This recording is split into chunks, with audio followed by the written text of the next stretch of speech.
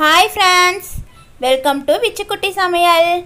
நம்ம இன்னைக்கு ஈஸியான டேஸ்டான ரொம்ப எம்மியான ஒரு ஸ்நாக்ஸ் ஐட்டம் பார்க்க போகிறோம். அது என்னன்னு பார்த்தீங்கன்னா க்ரன்ச்சி எக் பைட்ஸ். இந்த ஸ்நாக்ஸ் குழந்தைங்களுக்கும் பெரியவங்களுக்கும் ரொம்ப பிடிச்சது மாதிரி இருக்கும். மழை காலத்தில் ஈவினிங் ஸ்நாக்ஸ் இது ரொம்ப அருமையாக இருக்கும். வாங்க இது எப்படி செய்யலான்னு பார்க்கலாம். நான் இன்றைக்கி 4 முட்டையை உடைச்சி ஒரு பாத்திரத்தில் ஊற்றிக்கிட்டேன். அதை நல்லா பீட் பண்ணி எடுத்துக்கலாம். இப்போ காரத்துக்கு தேவையான மிளகுத்தூள், தேவையான அளவு உப்பு, மஞ்சத்தூள், காரத்துக்கு ஏற்ப மிளகாய்த்தூள் போட்டு நல்லா பீட் பண்ணிக்கலாம்.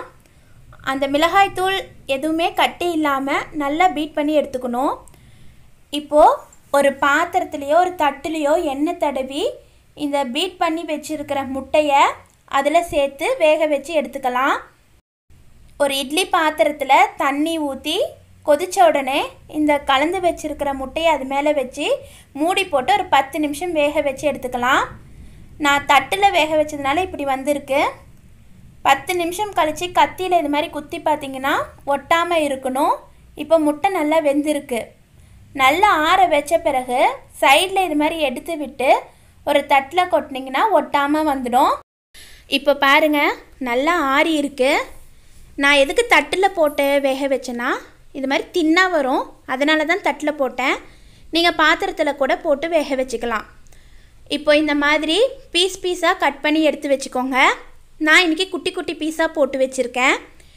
இப்போ ஒரு கிண்ணத்தில் 1 ஸ்பூன் அளவு கார்ன்ஃப்ளவர் மாவு சேர்த்து 1/2 கப் அளவு தண்ணியும் சேர்த்து நல்லா கலந்து எடுத்து வச்சுக்கோங்க. இப்போ பீஸ் போட்டு வச்சுருக்க முட்டையை அதில் நினச்சி பிரெட் தூளில் பிரட்டி எடுத்து வச்சுக்கலாம். நான் எல்லா முட்டையும் பிரெட் தூளில் பிரட்டி எடுத்து வச்சுருக்கேன். இப்போ ஒரு கடாயில் எண்ணெய் காஞ்சதும் இந்த பிரட்டி வச்சு இருக்கிற முட்டை பீஸை அதில் போட்டு நல்லா பொரித்து எடுத்துக்கலாம். முட்டைன்றதுனால எண்ணெயில் போட்டோன்னே நுரைச்சி வரும், நீங்கள் பயப்பட தேவையில்லை. இப்போ முட்டை நல்லா ப்ரௌன் கலரில் பொரிஞ்ச பிறகு நம்ம எடுத்து சர்விங் பிளேட்டுக்கு மாற்றிக்கலாம். Yummy yummy tasty crunchy egg bites தயாராகிடுச்சு.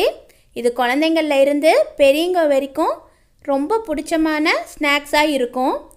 சாஸோடு தொட்டு சாப்பிடும்போது கூடுதல் சுவையாக இருக்கும்.